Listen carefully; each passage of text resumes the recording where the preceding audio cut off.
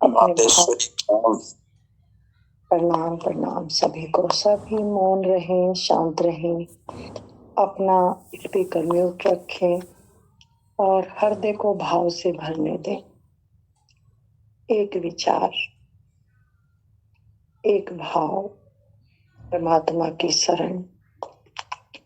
मेरा मुझ में कुछ नहीं, जो कुछ है सो तेरा, तेरा तुझको अर्पण क्या लागे।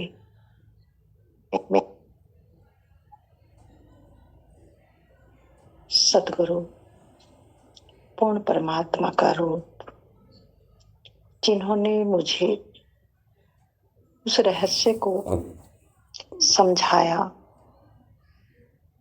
मन की स्मृतियों का, मन के बोझ का, मस्तिष्क के बोझ का बाहर भीतर वो स्पष्ट वर्णन दिया, जिसको जानकर मैं उस चेतना में हूं जहां जीवन में कोई गांठ नहीं है, जीवन में कोई ब्रेक नहीं है। हमारा जीवन एक बहती धारा है, बिल्कुल शुद्ध, जहां मन इंद्रियां संसार की कोई मिलावट नहीं है। पूर्णतः शुद्ध चैतन्य जैसा दर्शाया गया है। शंकर भगवान के सहस्त्रार सिर के ऊपर से जो एक धारा निकली है, वो इसी का संकेत है। शरीर को छोड़ो, मन को छोड़ो, ज्ञान ध्यान को भी छोड़ो। अब तुम सतत उस ब्रह्म ज्ञान की धारा में, यानी जो ज्ञान स्वरूप है, उस सतत ब्रह्म ज्ञान की धारा में, एक वल्य में, यानी अपने एकांत में निवास करते हो, जहां दूसरे का कोई हस्तक्षेप है ही नहीं। तुम जानते हो कि मेरे सिवाय कोई दूसरा है ही नहीं, लेकिन मेरा, इस मेरे वाले को मत समझ लेना जो मन इंद्रियों के माध्यम से आपने पकड़ा है।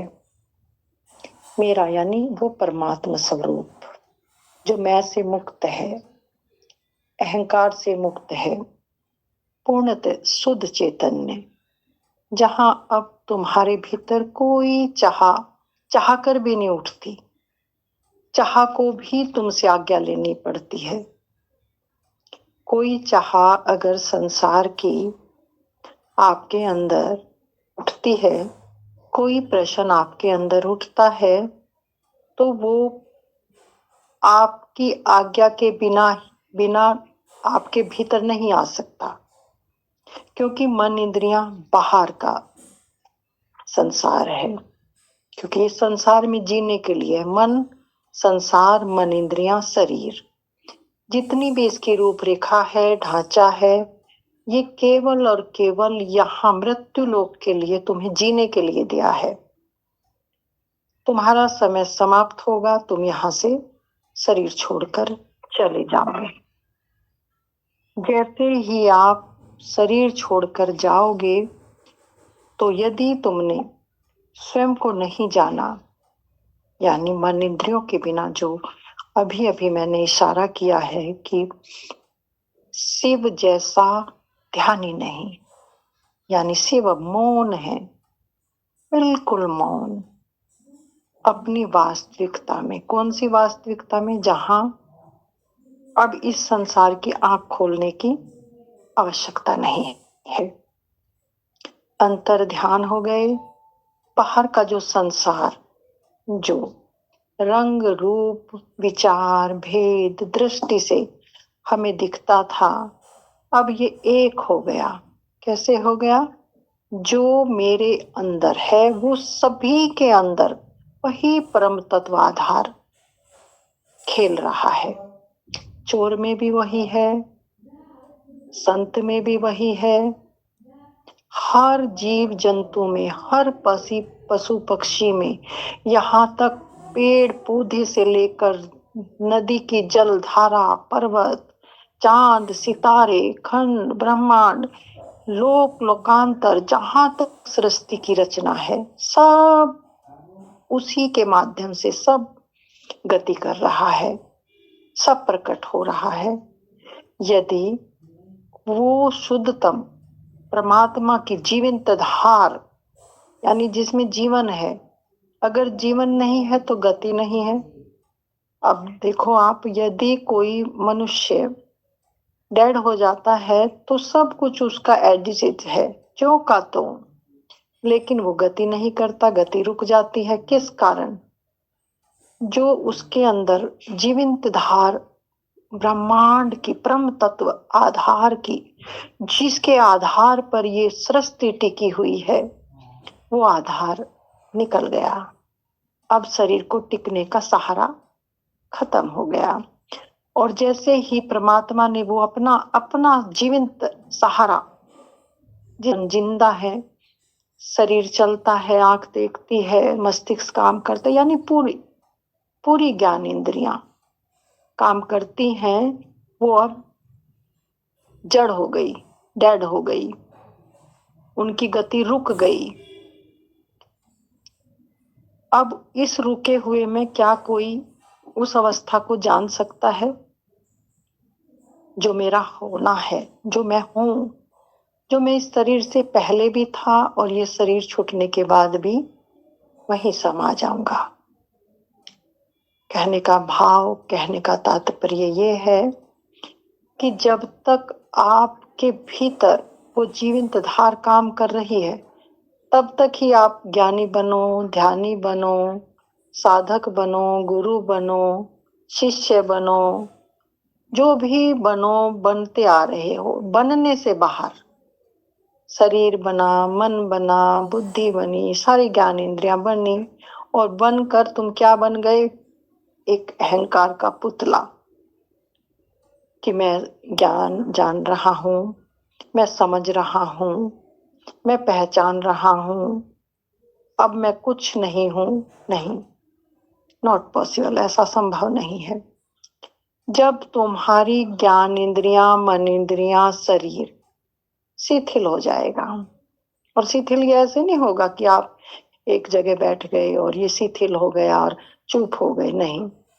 आपके अंदर में जो जो निरंतर मन गतिमान है, तो निरंतर गति में है, वो गति तुम्हारे चलाए से नहीं चल रही, वो तुम्हारे अनंत अनंत जन्मों के जो संस्कार हैं, जो तुम्हारा इस जन्म का तो तुम्हें पता है, इसी जन्म का तुम्हें जो पता है, उसको उखाड़ कर फेंकने में कितना कष्ट है। जहां भी आप संबंधित हो, पति से, पत्नी से, बच्चों से, घर से, परिवार से, आप कहाँ कहाँ संबंधित नहीं हो, तो उन रेखाओं को उखाड़ कर फेंकना कितना मुश्किल है। ध्यान में बैठते हो, कोई विचार आ गया, फिर आप संबंधित हो गए, आंख बंद की थोड़ी देर के लिए, थोड़ी शांति आई, आंख खुली, फिर शांति चली गई। जो शांति आ जाए चली जाए, वो तो शांति ना हुई, वो तो एक एक आचरण, जैसे कहते हैं ना, रोटी की आदत है, सोने की आदत है, वो एक ध्यान की आदत बन गई। आपके कमरे में गए थोड़ी देर और आपने विश्राम किया, और वो शांति आपके अंदर आ गई। ऐसी शांति जो कभी भी बदली नहीं है, उसको बदला ही नहीं जा सकता, उसको अशांत करने का कोई उपाय ही नहीं है, कोई उपाय ही नहीं है वो अशांत हो जाए। वो अपनी जगह स्थिर स्तंभ है। गीता में कहा है स्थिर प्रज्ञ हो जाना, यानी ठहर जाना, रुक जाना। कहाँ रुकना? परिधि से अपने केंद्र पर। केंद्र कहाँ है? शांति, विश्राम। जब हम उस शांति विश्राम में मन की गति के बाद जो मेरी अपना निज स्वभाव है, निज अवस्था है, उसका नाम ध्यान है। तभी कहा ना कि ध्यान किया नहीं जाता, ध्यान में हुआ जाता है। अब ध्यान में हम थोड़ी थोड़ी देर के लिए जाते हैं, फिर हमारा ध्यान खंडित हो जाता है, टुकड़े हो जाता है, गिर जाता है। जैसे पतंग की डोर अगर कट जाए तो उसका कोई अस्तित्व नहीं है। तो ऐसा ध्यान जो हमारी शांति को बार बार भंग करता है, क्योंकि संतों ने कहा है ना कि जो संसार आपकी मनुस्मृतियों के कारण, मनुस्मृति क्या है? आपके अंदर विचारों का जो जंजाल है, बुद्धि का जो कैलकुलेशन है, जो बुद्धि आपकी हर बात पर सवाल उठाती है, ओवरटेक करती है बुद्धि, क्रॉस करती है, क्रॉस चेकिंग करती है। क्यों करती है वो ऐसे? क्योंकि उसे ना तो किसी पर भरोसा है और ना ही स्वयं पर भरोसा है, और ये मार्ग है संपूर्ण भरोसे का। तो गुरु की महिमा क्या है? तो बुद्धि को की जो जन्म जन्म की जो आदत है विश्लेषण की, तर्क की, गणित के अंदर, तो वो गुरु के पास आकर सरेंडर करती है, गुरु के प्रेम में पड़ती है। बाहर गुरु कहा ना कि जीवंत गुरु। मैंने आज ओशो का एक बड़ा सुंदर प्रवचन भी भेजा था ग्रुप में कि आप थोड़ा गुरु को समझ लें कि गुरु करता क्या है। गुरु नहीं आपके मालधन का भूखा, गुरु को कुछ नहीं चाहिए, क्योंकि गुरु समझ गया है उस बात को कि आप क्या दे दोगे उसको। लाख, 2 लाख, 10 लाख, 20 लाख, क्या क्या दे सकते हो? ये संसार के रुपए पैसे क्या? लेकिन जो गुरु ने पाया है जीवन, वो जीवन यहाँ धरती पर किसी मोल को नहीं मिल सकता। आप पूरे ब्रह्मांड की पूरी संपत्ति भी आप दे दो तो भी उसको खरीदा या बेचा नहीं जा सकता। तो जागृत पुरुष की बस एक ही करुणा है। ऐसा गुरु नहीं हो सकता जो किसी के धन पर नजर रखे, किसी के पद पर नजर रखे और अपना अपना हमें अपना स्वार्थ सिद्ध करे। मैं उसको गुरु कहने से इनकार करती हूँ। गुरु नाम ज्ञान का है। कौन सा ज्ञान? जो तुम्हें जीवन देता है, जो तुम्हें मृत्यु से मुक्त करता है, जो तुम्हारे जीवन को शांत करता है, जो तुम्हारे जीवन को आनंदित करता है, जो तुम्हारे अंदर प्रेम की प्रकाष्ठा, जो समग्र अस्तित्व में मांग है, उस मांग और पूर्ति को परिपूर्ण करता है। वो ऐसा सतगुरु तुम्हें मुक्त करता है। लेकिन ऐसे सतगुरु के पास रुकना बहुत मुश्किल है, बहुत बहुत दुर्लभ है। या तो गुरु छोड़कर चला जाएगा, क्योंकि जब पात्रता नजर नहीं आती तो गुरु इतने आहिस्ता कदमों से तुम्हें छोड़कर, वो छोड़ता नहीं है। मतलब छोड़ना या पकड़ना तो यहाँ शब्दों की मजबूरी है। वो तुम्हें आहट भी नहीं करता, वो तुम्हारे हृदय से दूर हो जाता है। क्योंकि वो पात्रता नहीं है कि तुम वहां ठहर सको, तुम वहां जुड़ सको। इसलिए कहा कि जब भी गुरु के पास आओ, जब भी सरेंडर करो, तो बिल्कुल मन और बुद्धि को अपने सवाल, अपना हिसाब किताब एकदम बाहर, दरवाजे से बाहर रखो। क्योंकि जिस उद्देश्य के पास तुम गुरु के पास आए हो, यदि वो उद्देश्य में कोई मिलावट हुई जरा सी भी, तो गुरु से संपर्क नहीं हो पाएगा। क्योंकि मैंने कहा ना कि वो संसार की किसी वस्तु से खरीदा या बेचा नहीं जा सकता। गुरु है भाव के अधीन। अब भाव का कोई मोल है? या भाव तुम ला सकते हो, या भाव को तुम डिलीट कर सकते हो? वो अकस्मात ऑटोमेटिक घटना है। कहा ना कि प्रेम किया तिन प्रभु पाया, बिना प्रेम वह हाथ न आया। प्रेम गली अति शंकरी, तामे दो न समाई। जब तक लेने वाला और देने वाला तुम्हारे अंदर मौजूद है, तब तक गुरु से कनेक्टिविटी असंभव। लगेगा तुम्हें बार बार कि कनेक्टिविटी है, लेकिन नहीं। क्योंकि तुम बुद्धि को अगर बीच में लाओगे तो वो कनेक्टिविटी जैसे एंटीना ऊपर लगा है, या सैटेलाइट से टीवी में चित्र आ जाते हैं, लेकिन बादल घिरते हैं तो चित्र समाप्त हो जाते हैं। तुम बार बार लगता है बुद्धि तुम्हें संतावना देती है, मन तुम्हें एक एक आश्वासन देता रहता है कि हाँ मैं गुरु से जुड़ा हूं। लेकिन गुरु से सतत जुड़ना कैसा है कि लाख मन के विचार आए, लाख कोई भी कठिनाई आए, लाख कोई भी मेरे ऊपर तकलीफ आए, लेकिन मेरा भाव ना बदले। मेरा भाव बिल्कुल वही है, क्योंकि मैं उस बात को तो समझता नहीं जिस बात को गुरु कहना चाह रहे हैं, लेकिन हुक्म को समझता हूँ। हुक्म में रहने को मैं समझता हूँ कि गुरु उस दृष्टि से देखकर तुम्हारे जीवन का निर्माण करता है, जैसे एक माँ छोटे बच्चे का निर्माण करती है। कैसे करती है? उसे नहलाती है, धुलाती है, स्कूल भेजती है, और समय आने पर उसको थप्पड़ भी लगा देती है, लेकिन फिर गोद में पुचकार के फिर गोद में लेटा लेती है। तो माँ का प्रेम परमात्मा तुल्य कहा है, क्योंकि माँ भेदभाव नहीं करती, जहां जैसी जरूरत। वो कभी देखा कोई भी माँ इस धरती के जीव में, जंतु में, प्राणियों में कोई माँ आपने ऐसी नहीं देखी होगी। अब तो खैर कलयुग है, जमाना बदल रहा है, माए भी बदल रही हैं। क्यों बदल रही हैं? क्योंकि जिस जिस एनर्जी से वो गर्भ में बच्चे को लाई है दुष्कर्म के तहत, तो फिर वो अभिशाप बनती है संतान, उनके लिए, माँ के लिए भी और बच्चे के। तो देखते हैं कि कोई झाड़ियों में फेंक के आ जाता है, कोई नदी में फेंक देता है। तो ऐसा ऐसा भी चलता है। तो वो क्या है, मनुष्य जाति का पूरा गिर जाना है, यानी मनुष्यता उसमें बिल्कुल रत्ती भर भी बची नहीं है। तो ऐसे मनुष्य को जो जो इस तल की है, इस परिवेश में है, तो उनको तो पता नहीं कभी ये राम नाम कभी उनके नसीब में आएगा भी या नहीं। ऐसा लगता नहीं मुझे कि उनको कभी रहा और पथ मिलेगा, मिल नहीं सकता उनको, क्योंकि उनके कर्मों का जो हिसाब है वो बड़ा बड़ा नीचे तल का है। तो हम बात करते हैं साधकों की, जो जो साधनारत हैं। तो साधना में हमारी संवेदनशीलता बढ़नी चाहिए। कैसे हमें उठना है, कैसे हमें बैठना है, कैसे हमें ध्यान करना है, कैसे कितनी हमें बोलना है, कैसे हमें कहाँ किस किस जगह हमें कौन सी बात कहनी है, कैसे हमें किससे संपर्क करना है, और अन्यथा हमें मौन रहना है।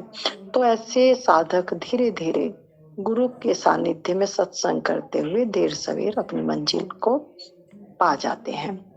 तो गुरु हुक्म में चलना दुर्लभ है, क्योंकि अब हमने थोड़ा यहाँ पढ़ लिया, थोड़ा वहां पढ़ लिया, थोड़ा अपने अकॉर्डिंग हम उसको देख लेते हैं कि हाँ मैं समझ रहा हूँ।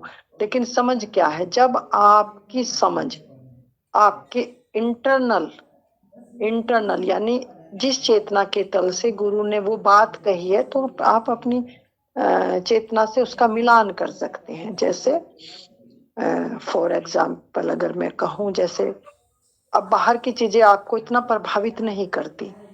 किसी ने गाली दी तो आपको अपमान नहीं लगता जिस जैसे पहले लगता था। ये तो ये चीजें आपके अंदर से कम होनी चाहिए। आपको दुखी कोई करता था तो आपको अब उतना दुख नहीं पहुंचता। आप क्योंकि अहंकार तिरोहित हो रहा है ना धीरे धीरे आपका। जैसे जैसे अहंकार तिरोहित होगा, ऐसे ऐसे आपके ये 5 जो बाहरी के है ना, ये काम, क्रोध, लोभ, मोह, अहंकार, ये सब धीरे धीरे ढीले पड़ेंगे आपके।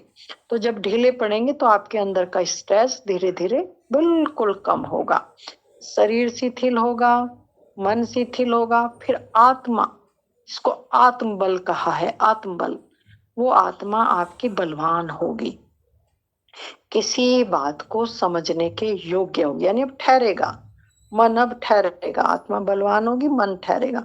और जैसे जैसे मन निर्विकल्प में जाएगा, निर्विचार में जाएगा, ऐसे से ही आत्मा में हमारा ही दिव्य स्वरूप प्रकट होगा।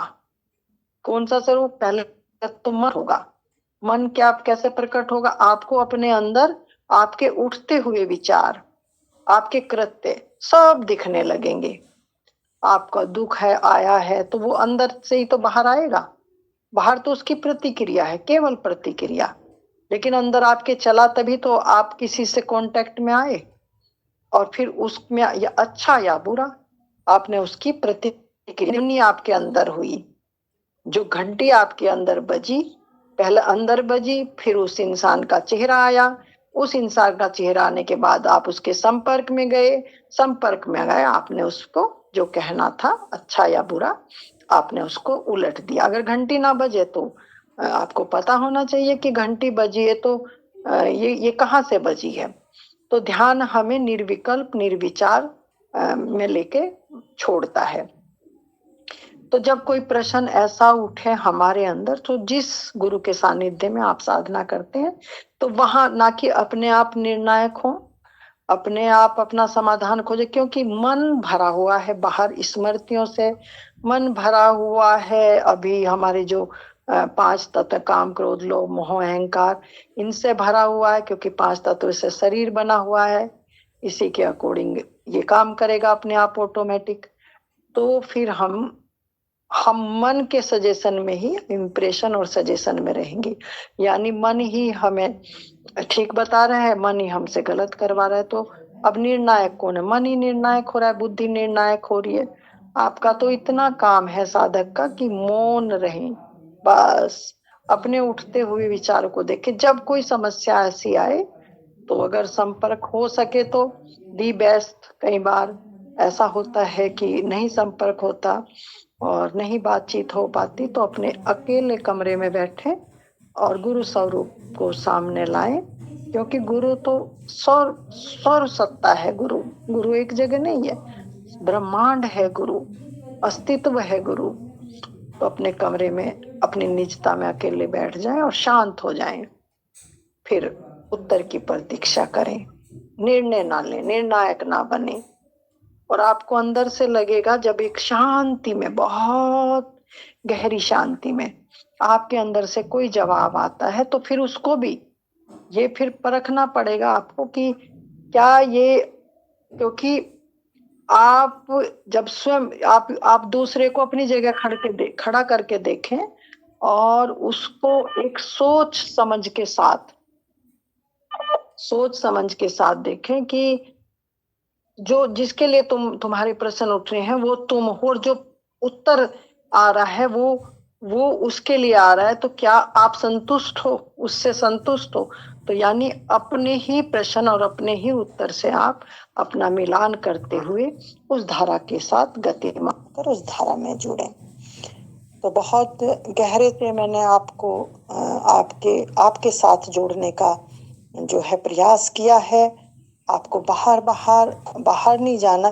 थोड़ा सा जब हमें ध्यान की झलकियां आती हैं या हमें थोड़ी अंदर शांति आती है, तो हमारा अहंकार और ज्यादा पोषित होने लगता है, कि क्योंकि जो जन्म जन्म से हम झेल रहे हैं ना, मन की आदत, बुद्धि की आदत, तो उससे हमें लगता है कि अब मैं शांत हो रहा हूँ, अब मैं समझ पा रहा हूँ। नहीं, ये मन की चाल है, ये भी मन की चाल है, क्योंकि ना आप शांत हैं, ना आप बेचैन हैं, ना आप साधक हैं, ना आप गुरु, कुछ भी तो नहीं है आप। तो आप क्या है? एक आप विश्राम की अवस्था जो बदलती नहीं है। जब आप ये कहते हैं मैं शांत हो रहा हूं, यानी दो आपके अंदर दो घटनाएं घट रही हैं। एक, कौन शांत हो रहा है? क्योंकि आप शांति हो, आप जो हो सदा से ही शांत हो, आप अशांत कभी हुए ही नहीं। अशांत हुए हैं केवल मन इंद्रियों के कारण। तो और आपका स्वभाव क्या है? मन इंद्रियों से ऊपर, मन इंद्रियों के बिना। तो जब आप अपने आप को साधन करते करते, ध्यान करते करते आप स्वयं को उस अवस्था में लेकर जाएंगे, फिर आप आंख खुली हो या आंख बंद हो, फिर आप कभी बदलेंगे नहीं। आंधी आए, तूफान आए, फिर आप बदलाहट नहीं होगी आपके अंदर, आप शांति रहेंगे। परीक्षा कब है? अब ऐसे तो आप कह देंगे कि मैं शांत हूं, लेकिन परीक्षा कब है? जब आपको किसी ने कुछ कहा, आपने अपने अंदर देखा कि आपके अंदर उसके प्रति कौन सा भाव उठा, क्योंकि सब में ब्रह्म है, सब में परमात्मा है। तो फिर जिसने क्रिया की और आपने प्रतिक्रिया की, तो फिर उसमें परमात्मा को क्या उस क्षण आप परमात्मा देख पा रहे हो, या आपने आपकी मन इंद्रियों ने आपको उस भाव से हटाकर आपको मन के अधीन कर दिया है। तो ये धीरे धीरे आपको साधु बनेंगे आप, साधना है आपको धीरे धीरे। कैसे, अभी तो कहा ना उसने कि हर क्षण होश सहज समाधि भली रे साधु। सहज समाधि, हर वक्त साधक समाधि में रहता है। कौन सी समाधि में? अपने आप को देखते हुए, अपने भाव के साथ, जहां परिवर्तन नहीं है, जहां बदलाहट नहीं है। अगर बदलते हो तो इसका मतलब अभी साधु हुए हो, अभी चल रहे हो धीरे धीरे। ऐसा नहीं है कि कंट्रोल करना है, कंट्रोल नहीं। अगर कंट्रोल करोगे तो भी चूक जाओगे, कंट्रोल करोगे तो भी गलती हो जाएगी। क्यों गलती हो जाएगी? कि माँ ने कहा है कि हमें क्रिया की प्रतिक्रिया, अपन भले ही आप उसको 2 गाली दे दो, कोई बात नहीं है, लेकिन अंदर और बाहर से एक, लेकिन फिर रिपीटेशन नहीं।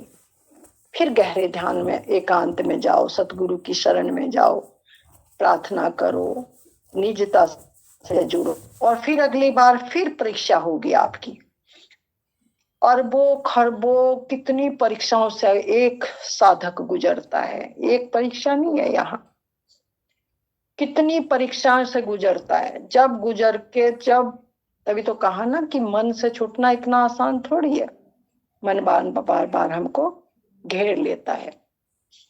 तो धीरे धीरे जब आप अपने को पढ़ने लगेंगे, देखने लगेंगे, तो फिर आपको समझ आएगा कि शांति क्या है, विश्राम क्या है, दुख क्या है। क्योंकि ये है नहीं, ये बिल्कुल है नहीं। और जो है नहीं उनका केवल और केवल आपको एक स्वप्न मात्र है, मन की तरंग है। कहा ना कि समुद्र ठहरा हुआ है, समुद्र में तरंग है, तरंग में समुद्र नहीं है। लहरें उठी, उसी वहीं से उठी और वहीं डूब गई। यानी जब मन ने मेरे सवाल उठाए तो मेरी लहर आई, और जैसे ही मन ठहर गया, बेजोल हो गया, उसमें ही चला। फिर एक अवस्था ऐसी आएगी कि मन उठेगा ही नहीं, क्योंकि मन और इंद्रियां अभी आपके अधीन हो गई। आप मन इंद्रियों के, अभी साधक क्या है, मन इंद्रियों के अधीन है। लेकिन अब क्या है, उल्टा हो गया। तभी तो कहा ना उलटवासी, उल्टा हो गया। अब मन इंद्रियां, जब कोई प्रश्न उठता है तो आपसे आज्ञा लेनी पड़ती है कि ये करना है, नहीं करना है, क्या है। मन तो रहेगा लेकिन आपके अनुशासन में रहेगा, आपके बिना वो तरंग पैदा नहीं हो सकती, वो जानता है। तो इसलिए कहा ना कि संसार में और सन्यास में कोई फर्क नहीं है, बस बात इतनी सी है कि आप अपने स्व को पहचान लो। किसी का कोई प्रश्न हो तो अभी प्रश्न रख लें, नहीं तो फिर मैं आपको 10-15 मिनट के लिए ध्यान में बैठाऊंगी, और आप अपने मन को ही बैठकर, मैं बोलूंगी नहीं बिल्कुल भी, अपने मन को आप एक ठहरने का अवसर देंगे और मौन में बैठ जाएंगे। 10 मिनट में आपके साथ बैठी हूँ, बिल्कुल शांत, क्योंकि ठहराव का महत्व है और अपने को देखने का एक सुंदर अवसर है कि हम अपने आप को देख पाए कि हमारे भीतर आखिर चल क्या रहा है। तो उस चलते हुए मन को, उस ठहरे हुए मन को, शांति के मन को, अनेक अनेक मन के रूपों को देखते हुए आप विश्राम में जाएंगे। तो सभी मित्र थोड़ा सा अपनी रीढ़ की हड्डी को सीधा कर लें और मौन अवस्था में बैठ जाएं। सतगुरु का चिंतन करें और मस्तक में उनको लाएं सामने और प्रार्थना से भरें, मालिक आपकी दया और करुणा का पात्र बनो, ऐसी कृपा मुझ पर हो। सीधे बैठे,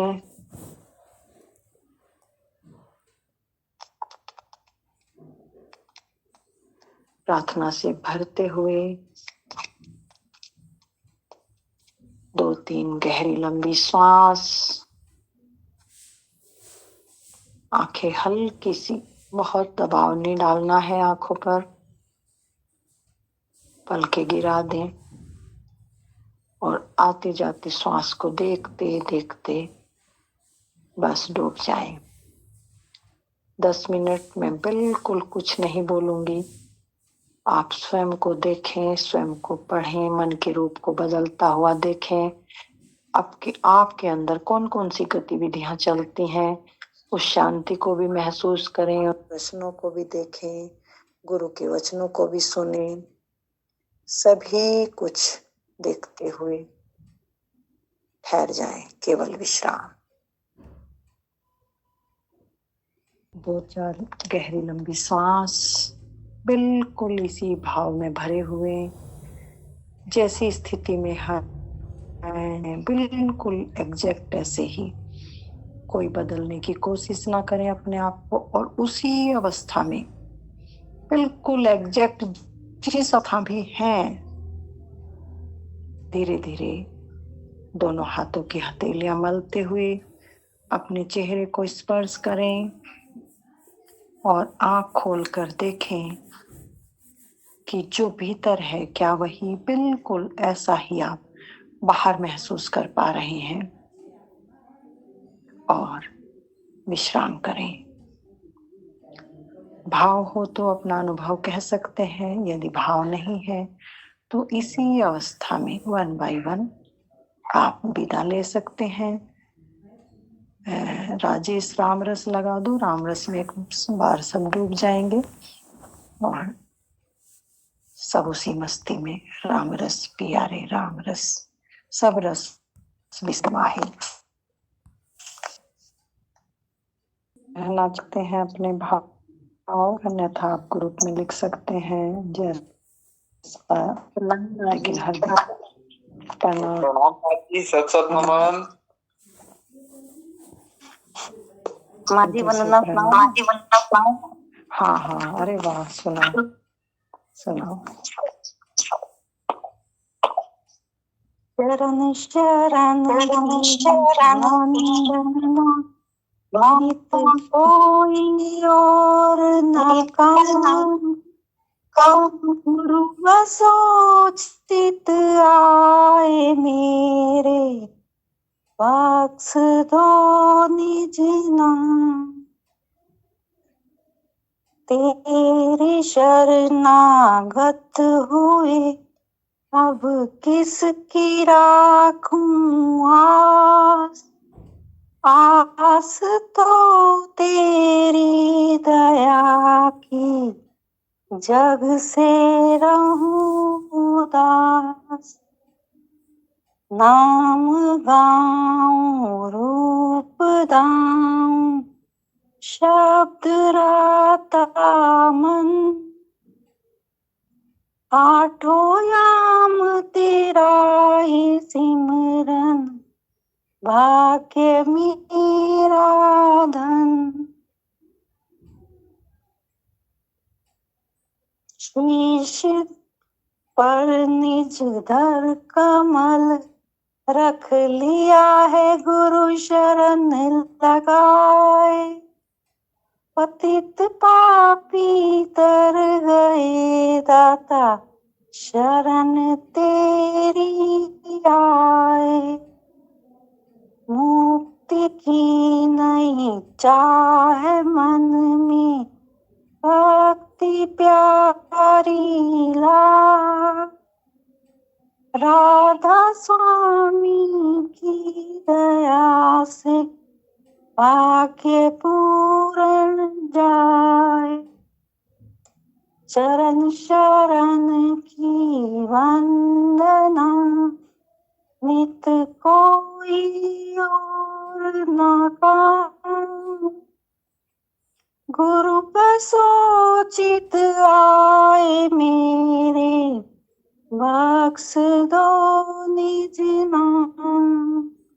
दाता बख्श दो निज नाम, दाता बख्श दो निज नाम। प्रणाम माँ जी। प्रणाम, सबको प्रेम नमन, सबको बहुत बहुत शुभकामनाएं। सबका जीवन सुंदर हो, सुखी हो, सच्चे हृदय से चाहती हूँ सबको सबकी मंजिल मिले। विजय जी, राखी, लोकेश, अमरजीत जी, सभी जितने भी मित्र जुड़े हैं, सबको मेरी शुभकामनाएं। सबका प्रणाम जी, प्रणाम। बहुत है। प्रणाम प्रणाम सभी को प्रणाम। विजय जी कुछ कहेंगे हम? प्रणाम माँ जी, सत सत नमन। प्रणाम आज जी, प्रणाम। आज तो बहुत गहरे लेकर के गए माँ, सत सत नमन। अरे वाह जी वाह, बहुत सुंदर बहुत सुंदर। जिस स्टेज पर हम हैं वहाँ पता नहीं कैसे पता चलता है आपको।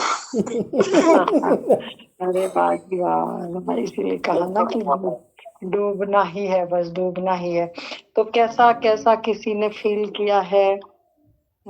लोकेश कुछ कहेंगे? राठी कुछ कहना चाहेंगे? हुए थे मातेश्वरी, हम भटके हुए थे, हमें रास्ता दर्शाया आपने। अरे वाह प्रणाम जी, मातेश्वरी। आप पात्र हैं, जैसे जैसे पात्रता है। पहला यहाँ कौन करता है किसके लिए कुछ भी, जो करता है स्वयं के लिए, अलग कुछ है ही नहीं। विनोद जी कुछ कहेंगे? प्रणाम माँ जी, चरण स्पर्श करता हूँ। प्रणाम जी, प्रणाम। माँ जी, एक सुकून होता है, एक शांति होती है, लेकिन तब तक हम कनेक्ट होते हैं तब तक ही होती है। और जैसे ही कोई व्यवधान पैदा होता है ना, तो फिर वही स्वरूप पैदा हो जाता है। हाँ। तो संसार वाले लोग हमसे कहते भी है, घर वाले, तुम्हें बदला क्या यार, इतना टाइम बर्बाद करते हो, इतना लगे रहते हो, तुम्हें बदला क्या है, तुम्हारी कंडीशन तो वही है। नहीं, वो किसी के कहने से नहीं है, वो आप अपने अंदर को पढ़ें। कोई कुछ भी कहेगा तो आप उसको मान थोड़ी लेंगे। आपको पता लगेगा वो तो कि पहला आप क्या थे, आपके अंदर शांति आई है, आपकी समझ बढ़ी है, आपका ईर्ष्या द्वेष गया है, मैं मेरे का भाव मिट रहा है। ये तो आपकी आपकी बात है। आपकी बात को उनसे कैसे नाप लोगे आप? या तो आपके अंदर जो एक ठहराव है उसमें कहीं स्पेस में कमी है, क्रिया की प्रतिक्रिया तुरंत है, या तो इस चीज को समझो आप कि जब कोई क्रिया बाहर से आती है तो प्रतिक्रिया में थोड़ा सा समय लो, समझने के बाद तो एग्जैक्ट उसी समय अगर करोगे तो फिर वो ठहराव नहीं आ रहा। और ध्यान का मतलब है ठहरना। ठहरने का मतलब क्या? श्रोता बनना। श्रोता यानी सुनना। सुनना केवल यही नहीं कि गुरु को ही सुनते हो, सारी सृष्टि को सुनते हो, जीव जंतु को सुनते हो, सबको सुनते हो, लेकिन हम सुनते कहाँ हैं? हमारा तो उत्तर पहले तैयार रहता है। सुनने का मतलब यह है ठहर जाना।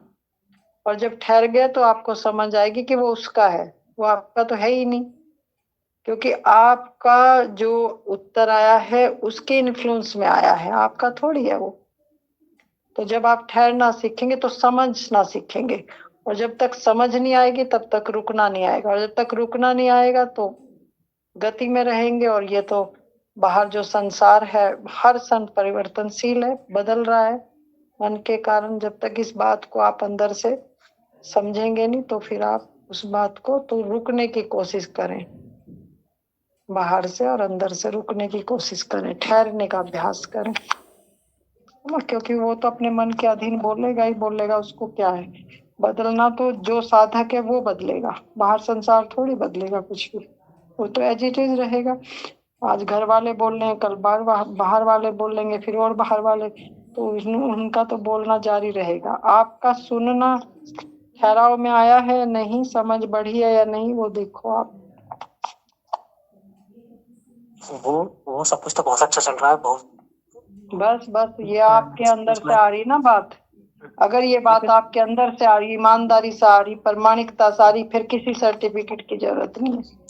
व्यवहारिकता में तो जैसे कार्य प्रणाली होती है, हम कहीं से कनेक्टेड है, हम सांसारिक कर्मों में तो लीन होते ही हैं। कोई घटना घटना उनका जवाब तो तुरंत ही देना पड़ता है, नहीं तो उसमें तो वो, अगर कोई नहीं, क्यों वार्तालाप किसी चल रहा है, नहीं, क्यों जरूरी नहीं है? मान लिया कोई बिना मतलब की बात कर रहा है, आपसे संबंधित नहीं है, तो निकल जाओ वहां से, क्यों देना है? क्या जरूरी वो है? तो संबंधित में ही होता है बना। जब कोई जैसे घर में मान लो कोई काम चल रहा है या कुछ घट रहा है, तो उसको तो तुरंत ही जवाब देना पड़ेगा भाई। एक उदाहरण से समझाओ, कौन सा जरूरी काम है और कौन सा बेजरूरी है? जरूरी किसको मानते हैं, बिना जरूरी किसको मानते हैं आप? एक्चुअली में जैसे घर में कोई लेबर लगी हुई है, उसने कुछ गड़बड़ खराब कर दिया, उसको तो तभी बोलना पड़ेगा ना। हाँ तो उसको बोल के ठीक कराओ ना, फिर उसमें क्या वो क्रिया प्रतिक्रिया थोड़ी है। वो तो अपने भाई ये काम ऐसे होना है, ये आपको ऐसा करना है, इसमें क्या समस्या है? इसमें तो कोई इसी में लोग समस्या कहते ही हैं कि नहीं। नहीं यार तुम तुरंत हाइपर हो जाते हो, तुम जल्दी वो गर्म हो हाइपर जाते होते हो। हाइपर होते होंगे फिर आप। यार उसको डांटना तो पड़ेगा ही लेबर को। नहीं क्यों डांटना पड़ेगा, क्यों डांटना पड़ेगा? नहीं क्यों डांटना पड़ेगा आपको? पहले उसको आराम से बोलो, उनको जो काम प्यार से हो सकता है वो जो कहना, तलवार से थोड़ी करोगे हर काम को आप। पहले हाँ 2-3 बार के बाद अगर वो उसने उस काम को नहीं करा, फिर थोड़ा सख्ती दिखा सकते हो आप। पहले स्टेप में थोड़ी सख्ती दिखा दोगे आप। नहीं जैसे अब हम तो यहाँ आपको रहते नहीं है। हाँ, हम तो यहाँ रहते नहीं है, लेबर को पहले समझा के हम चले गए ये इस तरीके से काम होना है। अगर वो जब हम वापस आते हैं शाम को ड्यूटी से, तो हमें मिलता है कुछ कमी है इसमें, फिर तो उसको बोलना ही पड़ता है ना। हाँ तो मैं कब बोल रही हूँ कि बोलो मत, आप बोल लो उसको, उनको भाई ऐसे समझाया था आपको। क्योंकि देखो गड़बड़ तो वो फिर भी हो गई, आपके डांटने से वो ठीक हो जाएगी, आपके अग्रेसिव होने से ठीक हो जाएगी। आप किसी भाषा में कहो, काम तो बिगड़ गया ना वो। अब आप अपने ऊपर किसी भी भाषा को लेके कर रहे हो, आप अग्रेसिव हो रहे, गुस्सा हो रहे, नाराज हो रहे, तो वो काम जो है वो तो उसी तरीके से करेगा ना जिस तरीके से करना है उसको। और आप भी उसी तरीके, अगर आप अच्छे से प्रेम से बोलोगे तो क्या नहीं करेगा वो।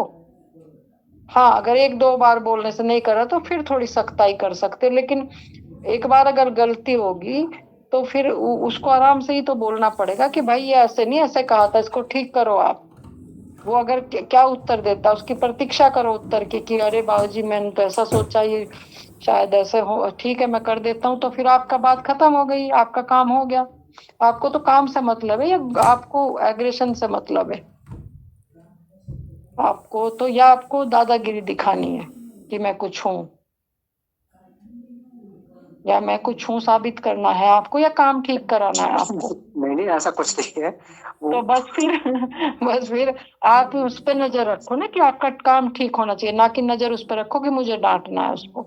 नहीं डांटने वालों को बात कहती है, जब काम खराब होता है ना तभी उसको एक आध बार समझा दिया, 2 बार में अरे करता था। काम खराब किससे नहीं होता विनोद जी? काम खराब तो आपसे भी कहीं हो सकता है। मेरे तो आपसे ज्यादातर ही खराब होते हैं। हाँ तो बस फिर आप भी तो यही चाहेंगे कि आपके साथ भी वो व्यवहारिक, ये व्यवहार जगत है, व्यवहार नहीं जगत मेरे में। मैं जितने भी लोगों से काम करवाता हूँ ना, वो मेरे ज्यादातर काम खराब होते हैं। हाँ तो आप उसको सोच को बदलो है ना, मेरे काम खराब होते हैं, तो आपने पहले ही मान लिया उस बात को, आप सरेंडर कर रखा उस बात के लिए आपने। तो इस थॉट को बदलो, अपने विचार को बदलो, है ना। तो ये ऐसे नहीं होता विनोद जी, जैसा आप सोच अलग एक और से। समस्या है मैं इस माजी, विषय में, एक और क्योंकि यहाँ रुको एक सेकंड, ये लंबी वार्ता यहाँ नहीं करनी है, क्योंकि सब मौन से उठे हैं और ये मौन साधना का चैनल है। तो अगर कोई प्रॉब्लम है, कोई लंबी चर्चा करनी है, तो फिर आप उस पर मुझे मैसेज कर देंगे, या मैं पर्सनल पे फिर बात कर लूंगी, क्योंकि यहाँ ज्यादा लंबी चर्चा नहीं करनी, ध्यान में डूबे हुए आपको इस चीज का। ध्यान से समस्या है। जैसे हम बैठते हैं ना, सीधे रीढ़ सीधा करके बैठते हैं, पहले तो ये सीधा ही रहता था। अब क्या है ना, थोड़ी देर बाद ही, ज्यादा टाइम भी नहीं होता, थोड़ी देर बाद ही झुक जाता है सब, और पहले से काफी लंबा टाइम चलता है। हाँ तो नींद में जाते हैं क्या उस समय आप? नहीं नींद नहीं होती, वैसे शरीर ही रिलैक्स मोड पे आ जाता है एकदम।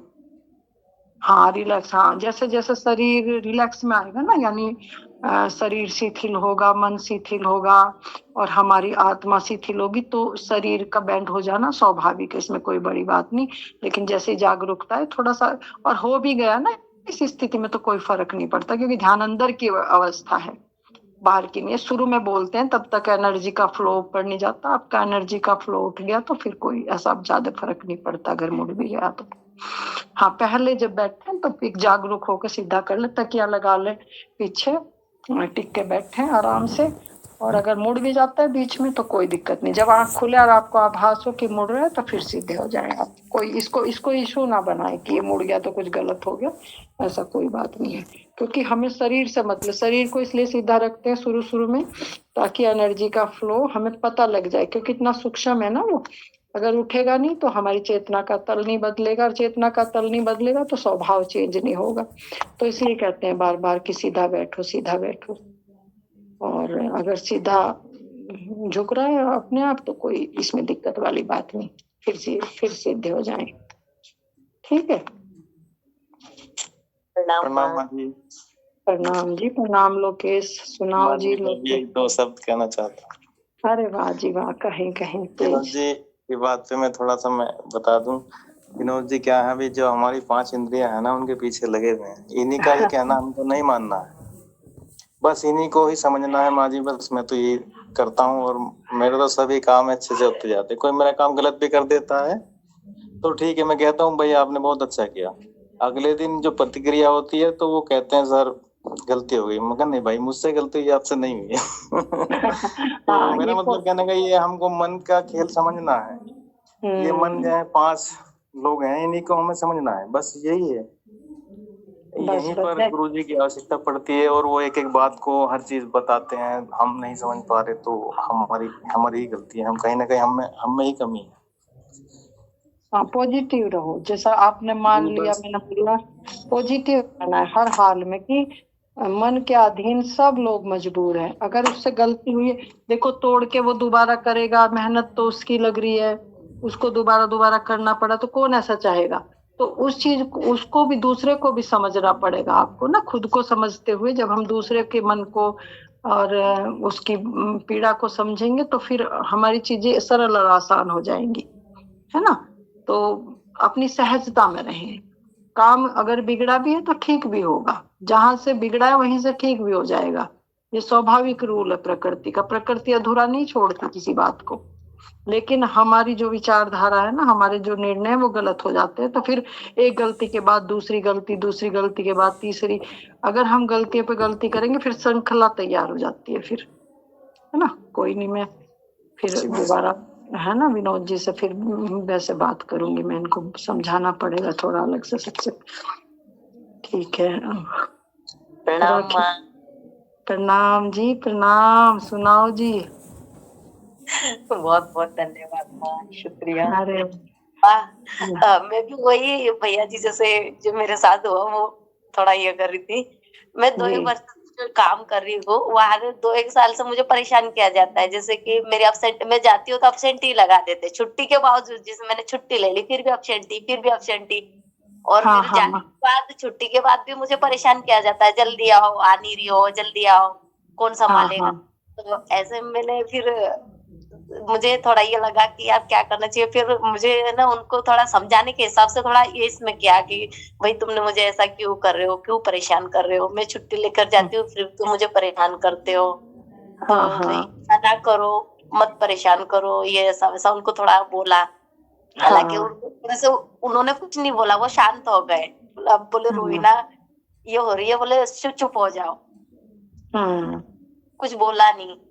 फिर 2-1 बार, फिर उनके बाद और भी कुछ ऐसी बात हुई, कई परिवार से, कई बाहर से, घर से भी। तो माँ फिर कुछ बोली ही नहीं पाई, शून्य हो गई माँ। 2 बार मैंने खुद को देखा, मैं बिल्कुल शून्य हो जाती, बिल्कुल एकदम मालूम नहीं क्या हो जाता। मैं खुद को भी ऐसे हाथ देखते रहती हूँ, मैं ऐसे क्या हो रही हूँ।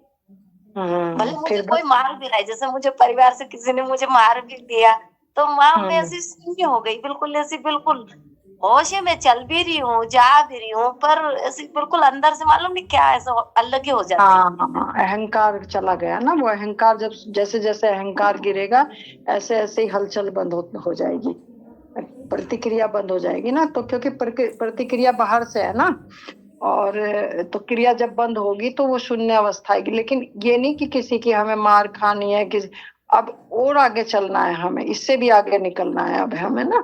ये भी पड़ाव है, ये भी एक पथ है, एक अवस्था है ये भी ना।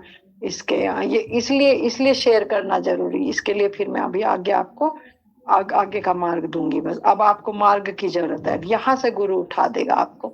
अब आपको यहाँ से उठना है। ये नहीं कि कोई मार रहा है, कोई कुछ भी कह रहा है हर बार से, क्योंकि हम गति में हैं, गति में। और अवगति कहाँ है? हमारे अंदर। जहाँ गति नहीं है वो मेरा अपना मूल है, और जहाँ गति है ये संसार है, मन है। तो गति में अवगति को देखना और अवगति में गति को देखना, अब दोनों को मध्य मार्ग, यानी बैलेंस करना आप दोनों को। अब बैलेंस का मार्ग है ये। अब बैलेंस आएगा यहाँ से, कि जहाँ जरूरत हो वहां आपको एक बोध दृष्टि, विवेकशील आपको जवाब देना है, उत्तर देना है। लेकिन जहां जरूरत नहीं है वहां से शून्य होकर अपने स्वभाव में, यानी जरूरत ही नहीं है, आप मान लो कोई बोल रहा है, कोई मतलब ही नहीं, तो वहां से सीधे हमें शून्य अपने स्वभाव में, क्या बोलने दो इसको, क्या जरूरत है, हम इतनी भी जरूरत नहीं समझते कि इसको उत्तर दिया जाए। लेकिन जहां आप संबंधित हैं, जहां आपका रोज का काम है, वहां आप अहंकार शून्य तो हो गए, आप में ना ईर्ष्या है, ना द्वेष है, ना कोई भावना है, ना कोई ऐसा भाव है कि बदले की भावना, क्योंकि अहंकार शून्य हो गए। लेकिन अब संसार में तो आपको रहना है जैसे कृष्ण ने धर्म युद्ध किया, क्या कि 5 गांव पांडव ने मांगे थे, लेकिन उनको वो भी नहीं दिए गए। फिर क्या हुआ कि युद्ध करना मजबूरी हो गया। तो हम जानबूझ के कोई क्रिया ना करें, लेकिन जब आवश्यकता हो तो हम धर्म के साथ, विवेक के साथ प्रत्युत्तर दें, है ना। तो इस अवस्था में आपके लिए मैं सत्संग दूंगी अलग से, तो आप समय निकालना, जब आपको समय होगा लिखना आप, क्योंकि यहाँ नहीं दिया जा सकता, सबकी प्रकृति अलग है। आप उस अवस्था में चले गए हैं जहाँ अब आपको बैलेंस की जरूरत है, ठीक है। तो इसके लिए मैं आपको एक विशेष सत्संग दूंगी, आप उसको रिकॉर्ड भी कर लेना, और जैसे जैसे जरूरत पड़ेगी उसको 3-4 बार आप जब भी जैसा लगे तो उसको सुनना, फिर बैठ के मैं क्या कह रही हूँ, तो फिर वो आयाम हमारे द्वार खुलते हैं। तो 10वां द्वार हमारा सहज द्वार है, अंतिम द्वार। सहज द्वार जब खुलता है तो वहां फिर हम ठहरते हैं, ठहरने के बाद वहां बैलेंस बनता है, फिर समाधि का जंप लगेगा। आप बहुत नजदीक है, बहुत पास है, एक छलांग भर दूर है, बस इतना कहूंगी। बहुत बहुत शुभकामनाएं, मेरा हृदय बहुत गदगद है आपकी बात को सुन के। शुक्र करो उस मालिक का, बार बार नतमस्तक करो कि आप इस शरीर में रहते हुए उस अवस्था को पा रहे हैं जिसकी जन्म जन्मों से इंतजार करती है एक जीवात्मा। मेरी मातेश्वरी शुभकामनाएं। प्रणाम जी प्रणाम जी, प्रणाम। शुक्रिया। शारीरिक थोड़ा सा कष्ट है। अच्छा, क्या कष्ट है? मैं लेटता हूँ तो जी जी। वो जो दरअसल हमारे पेट में थोड़ा तकलीफ था, मतलब डॉक्टर को दिखाया गया था तो सही हुआ है, लेकिन जब लेटते हैं, लेटने के बाद जैसे जो खाया पिया हो, मतलब ध्यान में ही रहते हैं, ऐसा नहीं कि उसमें, और फिर जैसे हमारे मोटा कुछ मुंह से बाहर हो जाएगा, फिर उठ के बैठ जाना पड़ता है, बैठने के बाद फिर थोड़ी देर ध्यान करते हैं, बाद में फिर नॉर्मल हो जाता है। अच्छा, गैस बनती है क्या? नहीं, गैस तो नहीं लगता। अच्छा, तो वो क्या जब से ये हम ऑपरेशन हुआ था, मतलब ऑपरेशन क्या, खाने की पाइप नली हमारी इकट्ठी हो गई थी। अच्छा, उसको आप पहले तो मुझे अपना थोड़ा सा परिचय दें अपना, और कब से ध्यान में जुड़ रहे हैं मेरे साथ, थोड़ा सा वो भी विस्तार से बताएं। आपसे तो बहुत ही जल्दी जुड़े हैं, मेरा ख्याल है एक, मतलब यूं मान के चलिए कि 1 महीना 1.5 महीने अंतराल में है, 2 महीना हो गया बस। अच्छा, तो क्या यहाँ जुड़ने के बाद क्या क्या बदलाव आया है जीवन में? पहले कैसी स्थिति थी? मतलब उसके पहले जो है ध्यान साधना तो चल ही रही थी, तो वो ध्यान साधना क्या, वो हमारे पिताजी थे, वो भी इसी में ही मतलब व्यस्त रहते रहे। वो कुछ घर का भी प्रभाव है, कुछ बाकी क्या है, महापुरुषों की संगत, आप जैसे लोगों का आशीर्वाद जो है मिलता रहा है। और बताया था मैंने ना कि मैं आपसे हर जगह भटकते हुए खाली यही अपनी बातें कहीं नहीं बता सकता था ना, बताया आप ही को पूरी बातें बताई थी मैंने। अब इसमें थोड़ा सा वही, बाकी तो ठीक है, दिनचर्या सब ठीक चलती है। अच्छा, मतलब कोई कष्ट नहीं कि मतलब वैसे, मतलब शारीरिक व्याधा कोई महसूस नहीं होती। मतलब क्या व्याधाएं आती हैं, जरूर आती हैं, लेकिन वो व्याधा नहीं दिखती। ठीक जी। अभी मतलब डाइजेशन में प्रॉब्लम है आपको ना? अब शायद हो सकता हो, मैंने कोई सब मतलब करीब, हमको जो है ये दिक्कत आपसे जुड़ने से पहले से भी था कुछ। अच्छा, ठीक है, मतलब ठीक है। कहते रहे, उसके बाद अचानक ऐसा लगे उठ के बैठ जाए, फिर उसके बाद क्या है, थोड़ा सा मतलब क्या बोलते हैं, नाक वाक साफ करें, उसके बाद फिर उसके बाद फिर सही हो जाता है, सही हो जाता है ना। और ये मतलब अभी जब आप ध्यान में बैठे हैं, जो रोज दिन रूटीन में ध्यान में बैठते हैं, तो ये बढ़ी है ये समस्या थोड़ी? एक चीज माता श्री मैं आपको ये बता दे रहा हूँ कि जी। खाना खाने के मतलब कुछ जल्दी बाद ही, मतलब क्या है 10-15 मिनट के बाद ही मैं लेट जाता हूँ, कहीं ऐसी दिक्कत तो नहीं है? हाँ हाँ, वही मैं जानना चाहती। तो भोजन में आप भोजन किस तरह का ले रहे हैं? क्योंकि साधक का भोजन ना बहुत हल्का और शुद्ध होना चाहिए। तो आप नहीं भोजन तो किस तरह का? शाकाहारी है। हाँ, नहीं शाकाहारी तो है, जैसे मिर्च मसाले ज्यादा, फिर जी आपका जी। घूमना टहलना भी ये कम बोल रहे, आप तुरंत लेट जाते हैं, ये भी घूमना आप कम खुद। नहीं, घूमना टहलना बहुत कम होता है माता श्री। अब वो हमने पहले भी आपको बताया था कि हमारे घर में जो है वो आप जानती हैं, मैंने आपको लिख के भी दिया था।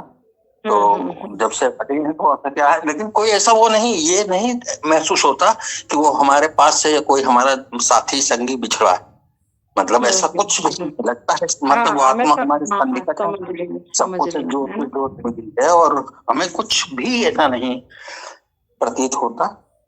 जैसे होता हाँ। लोग ध्यान में पकड़ जाए, मतलब उसमें बिजी रहे, आदमी परेशान एक हो, ऐसा एक ना कुछ जो है ना, ये समस्याएं बहुत माइनर सी है, ठीक हो जाएगी, कोई बहुत बड़ी चीज नहीं है ये। मैं थोड़ा सा आपका रूटीन पूछ लूंगी, है ना? ये चीज मैं ना क्योंकि यहाँ लंबी हो जाती है ना स्वामी जी चर्चा, तो इसीलिए मैं यहाँ मतलब बात करना नहीं चाह रहा था, सोचा कि हाँ, लिख के नहीं नहीं आपको नहीं, बात दूंगा। तो करनी है, बात तो सभी को करनी है, खुल के सभी को बताना है। लेकिन इस तरह की जो है ना साधना से अलग जो इंटरनल जो प्रॉब्लम है, उसको मुझे प्लीज आप पर्सनल मैसेज कर दिया करें, ताकि मैं अपनी समय सुविधा के अनुसार आपको पूर्ण संतुष्टि से एक सुंदर सा सब रूपरेखा बना के दे दूंगी। और आपसे जब कैसे मौका कि लगेगा मैसेज तो लिख के दे दें बस? हाँ हाँ, मैसेज लिख के दे दें, फिर जैसे ही मुझे मौका लगेगा तो मैं आपसे पूरी माता श्री विस्तार बताया से नहीं बात आपने। करूंगी, है ना? ठीक है, ठीक, चलिए जी ठीक जी है, आप मैसेज लिख देना मुझे अपना सारा विस्तार से लिख के, तो मुझे अपनी सारी प्रॉब्लम लिख के मुझे मैसेज कर देना। राजेश, ये क्या मैं हो रहा है? ये मेरे फोन से इनकी आवाज आ रही है, मेरी डीपी से इनकी आवाज है, ये व्हाट्सएप में क्या आज गड़बड़ हो रही है? चलो खैर कोई बात नहीं। नहीं, आपकी इनका आवाज व्हाट्सएप में सही आ रही है ना? प्रणाम। नहीं नहीं, सही की बात नहीं है। देखो ना, ये बोलते हैं तो भी मेरी डीपी से ही बोल रहे हैं, मैं बोलती हूँ तो भी मैं अपनी डीपी से ही बोल रही हूँ, मतलब एक हो रहा है। इनका फोटो कहाँ है? इनका फोटो दिख रहा है तुमको? नहीं नहीं दिख रहा है। हाँ, वही तो मैं बोल रही हूँ, सही आवाज तो सही आ रही है, आवाज की दिक्कत नहीं है, वो मैं कहना चाह रही थी। चलो खैर कोई बात नहीं। और ज्ञान चौरसिया जी हैं हमारे बीच, लाइट जुड़े हैं, लेकिन ध्यान तो शायद नहीं किया है। तो और किसी को कुछ कहना है तो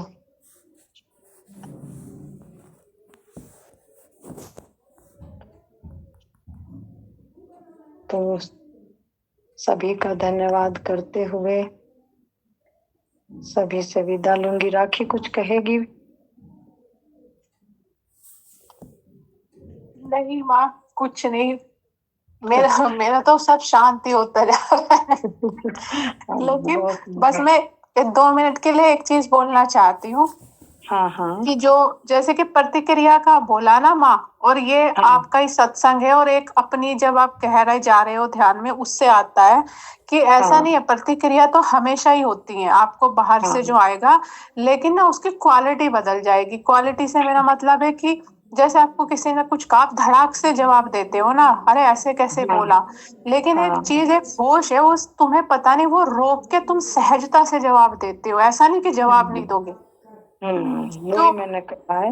वही आपसे, अब मुझे सत्संग आपसे मिले हैं, और जो आप जब हम ध्यान में जाते तो अपने आप से वो ठहराव की जो माँ बात कर रही है वो आने लगता है, उससे निकलेंगे फिर तो उससे तुम्हें समझ निकलेंगे। आ जाएगा हाँ कब कहाँ प्रतिक्रिया कैसे देनी है, और उससे कुछ अपने अंदर तनाव नहीं आएगा, और दूसरे को भी आप डिस्टर्ब नहीं करेंगे। दूसरे डिस्टर्ब नहीं होगा, और आपकी समस्या का मौन से उत्तर, हाँ जिसको कहते हैं मौन से बिल्कुल। उत्तर, आपके मौन से आएंगे उत्तर, क्योंकि अब हाँ जी। आपको अहंकार नहीं है। और जब तक हम ये कहें कि वो हो जाता है, यानी वो बेहोशी है, अहंकार है वो। हाँ उससे आपको पता ही नहीं कि करना पड़ता है, नहीं करना नहीं पड़ता है, वो जागरूकता में वो जरूरत है। जब जरूरत को समझेंगे तो वहां अहंकार नहीं है। जब आप क्रिया की प्रतिक्रिया में जाएंगे तो वो अहंकार है। तो आप इस चीज ध्यान, यही तो सिखाता है हमें, ठहरना, रुकना और सॉल्यूशन। हम अपने समाधान पे हैं, ना कि हम किसी की दौड़ में, प्रतिस्पर्धा में है हम। तो वहां प्रतिस्पर्धा नहीं है, दौड़ नहीं है, केवल एक समाधान है, और समाधान सहज है, बिल्कुल सहज, क्योंकि करने वाले भी आप ही हो, बताने वाले भी आप ही हो, और जो ठीक होगा वो भी आप ही हो, आपके माध्यम से ही होगा। तभी तो कहा ना कि जब जब भी कुछ गलती होती है तो समझना आप ही दोषी हो, हमारे सिवाय कोई दोषी नहीं है, दूसरा दोषी है ही नहीं। तब इस चीज को समझ आएगा तो फिर आप उसी तरह से जो व्यवहार स्वयं के लिए चाहते हैं, जो स्वयं के लिए करते हैं, तो वो फिर उसी तरह का व्यवहार आप करेंगे।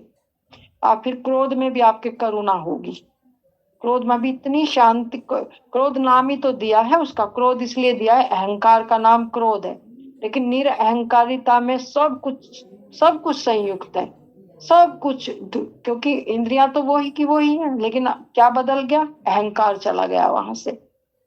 अहंकार जब चला गया तो सब चीज करुणा में हो गई, प्रेम में हो गई। अब देखा नहीं कि कोई डांटता भी है तो कह रहे ये डांटता भी है, लेकिन इसके डांट में भी एक मिठास है। क्यों है?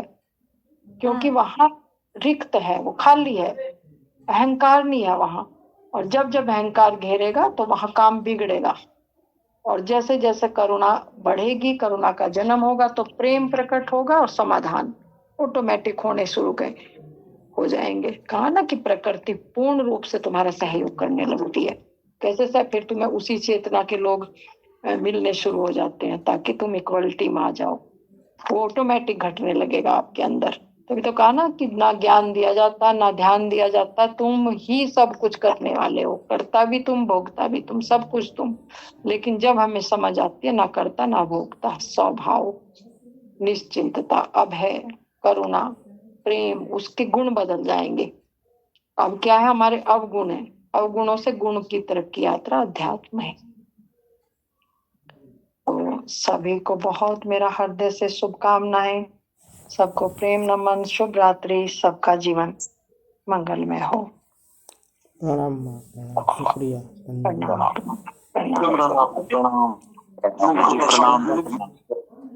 प्रणाम सभी को, प्रणाम, वंदन। प्रणाम।